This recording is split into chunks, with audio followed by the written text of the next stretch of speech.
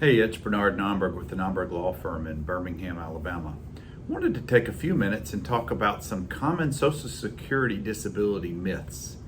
A lot of people have been very critical over the years, very harsh criticism about this type of program, and I think there's a lot of misunderstandings about how it works and why it's there for people who have worked during their career but now no longer can work. People who criticize it often talk about that it's asking for a handout or that it's public assistance, and it's furthest from the truth on that. It really is a disability insurance program that Americans who work pay into this when it's deducted from their paycheck as withholdings. Think of it like this. Every person who has withholdings from their checks contributes a portion of that paycheck to Social Security taxes, to retirement, Medicare, and disability. If you have a disability policy that is provided by a third-party insurance company, and that's coming out of your paycheck if it's sponsored by your employer, it really is the same thing as Social Security disability. It really operates the same way, just with less stigma that historically people have thought about.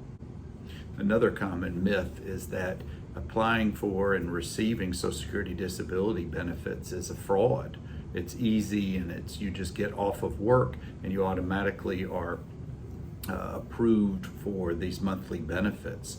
Furthest from the truth. It's very a high standard to prove a person is disabled. It really is an arduous process you have paperwork to fill out, you go through a screening process, you have to prove through medical evidence from your treating physicians and from your testimony and what you relay to the administration before you're considered disabled to receive those benefits. Some considerations. If you're out of work or earning less than $1,310 per month in gross wages, some of the other criterias include if you have dealing with medical conditions, either physical or mental, that are severe enough or being treated by a doctor, and it keeps you off of work or the inability to work for a minimum of 12 months. If you're unable to perform the work you've completed in the past because of your conditions, depending on your age, and you cannot perform other types of work in the national economy. These are no myths. These are some of the hard lines criteria needed for a person to be approved. If you're over the age of 50 and you're out of work because of medical conditions, you may be eligible for up to $3,000 per month, depending on your scenario. If you have questions or concerns about this, just give us a call. 205-930-6900 is our office number. Nomberglaw.com is our website. Subscribing to our YouTube channel will ensure you get the videos as they come out.